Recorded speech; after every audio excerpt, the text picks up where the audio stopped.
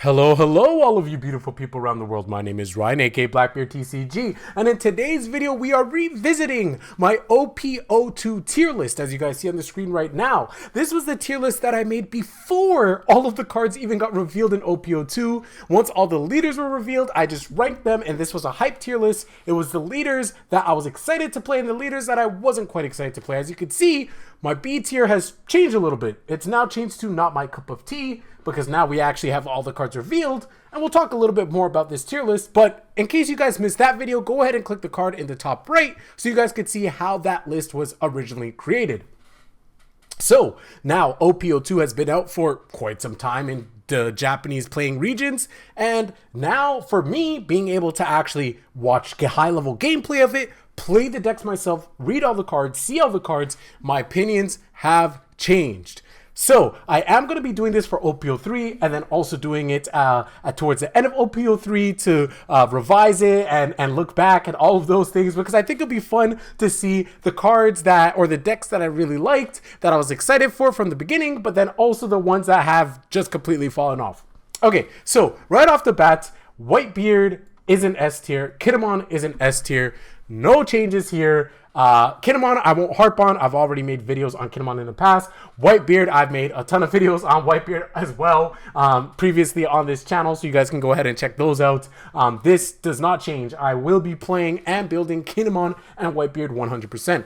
Now, there's a new addition to S tier. Since that video, I have become a blue enjoyer, and because of that, Ivankov is now in my S tier. 100% will collect, build, and play. Wanting to max rarity this deck. Man, the cards look amazing first and foremost. Obviously, the Ivankov alternate art is super dope, super cool as well. But just piloting the deck is really fun. I'm still learning it. It's more difficult than Whitebeard for sure. That goes without saying. Whitebeard's probably the easiest deck to pilot overall across all leaders in the entire game. Probably even more so than Kaido, in my opinion, but that's topic for another day. But Ivankov is a deck that feels really rewarding to play, really takes skill to play, and it's super fun to win with. So yeah, Ivankov is now in my S tier. Now, we have a change, another change. Akainu is in my C tier. He's not, that's not it, coach. He not it, coach. That's all I gotta say. I know I was a little bit more hyped for him in the beginning, but then we were able to see more cards in black. Man, black, I want it to be very, very good, and stay tuned. I'm going to have a video on this very shortly as well on the channel talking about black and what I kind of hope that will happen in OP03. But specifically with Akainu, like, he's just missing replenishment, right? Like, his ability doesn't justify the cost, and then black also needs to give up cards in order to really do things. So you find yourself in situations where you don't have cards to defend. A lot of your strongest cards don't have counter. That's kind of like a purple, but at least purple, you could generate a lot of tempo. And if I'm playing black, I'm going to want to play Smoker, and in some cases, even Z or Z, depending on where you're from. You know what I mean? So because of that, Akainu just kind of falls out of place. And worst thing about him too is because he's a starter deck, he doesn't even have an alternate art. So although his base art does look cool, I will say that, but he doesn't even have an alternate art. So there's that. Okay, not my cup of tea. So this is a leader that, you know, if I have it, it's whatever, but I'm not going to actively pursue, to build, to play, to test, all of those things. And right off the bat, I have to put Smoker.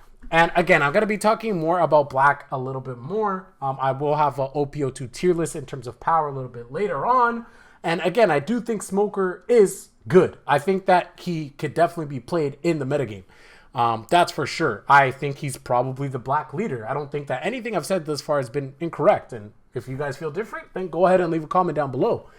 But the thing is, again, it just feels like it's lacking something. And it's hard for me to put my finger on what it is. Again, I'll have a more deep dive video on it overall, on black overall, a little bit later. But I think that it's just missing something to really put it over the hump. And for me, like, Akainu seemed really cool. And I kind of wish Akainu was a little bit better. I thought we would get more tools for him to be really good. But Smoker is one of those cards, one of those leaders where I'm just like, like, it'd be nice. But, like, to be honest, if I do pull Kuzan and all these other really, really cool, nice looking cards, I'm probably just gonna, I might keep the alt arts obviously to collect and things like that, but I might trade. You know what? Smoker might even be C tier trade bait. Yeah, I'm kind of talking myself into it. I think Smoker is C tier trade bait. And then if anything, Z or Z, whichever one you want to say, Z, Z, whatever, you guys know what I mean, he is going to have to be in B. Just because he has the purple aspect of it. I've played some Z builds, which are really, really cool. And then on top of that as well, he's also performing decently well.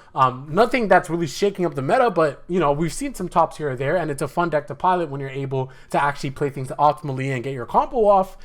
So just because of the purple, I'm willing to put it in B. It's still not my cup of tea, ideally. Like, I'm not going to go out of my way to play test and really go into deep diving in this deck. But, again, the black is just... I can't. I honestly can't. Okay, next is GARP. He is also in C tier. Like, it's just so sad. Like, GARP is probably the worst leader. You know what? Let's go ahead and add a row below and just call it GARP tier. Because I feel like GARP is the... oh, whoops. This is C. And what was he? Trade bait. And this is GARP tier. Yeah, I think GARP is terrible. Like, he is the king of this set. It just conflicts, right? You have red that wants to lower attack power. You have black that wants to lower cost. And then both colors want to KO those respective mechanics. You put that together, red wants to do one thing, black wants to do another thing. There's no synergy. I think GARP is terrible. Like, actually. So, yeah, I'm not excited for him at all. Like, he's actually dog water, in my opinion. Okay, up next, Magellan is an A tier. And I will be having a video on Magellan coming on the channel a little bit later this week, so stay tuned for that. I think Magellan is actually really fun to play. I feel like the cards that he ended up getting are really dope, really cool.